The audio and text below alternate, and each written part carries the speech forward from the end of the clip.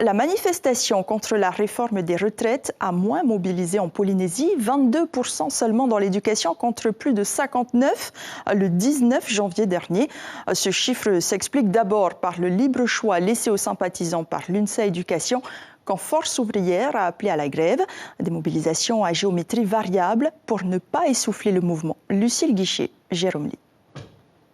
La grève contre la réforme des retraites, c'est un peu comme une course d'endurance. Tenir la distance sans s'essouffler. Ce matin, environ 70 responsables syndicaux se sont réunis au monument aux morts de Papeete. L'essentiel est de participer. On a constaté une baisse de mobilisation, mais des gens quand même qui sont pour ceux qui sont vraiment touchés par le rallongement du temps de travail, ils sont très motivés. Si l'UNSA a laissé libre choix à ses sympathisants en les invitant à porter du noir, FO, de son côté, a bien appelé à la grève. 22% de grévistes dans l'éducation aujourd'hui. Notre national se bat pour maintenir notre retraite à 62 ans.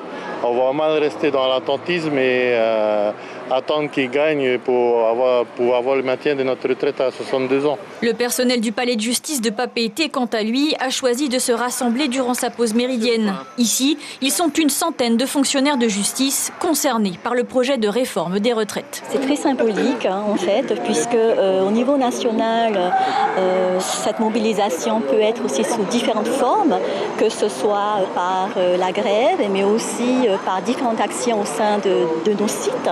Et c'est ce que nous avons choisi. Prochain appel à la mobilisation ce samedi avec une manifestation statique devant le Haut-Commissariat. L'information en continu sur Polynésie la première, Internet et réseaux sociaux.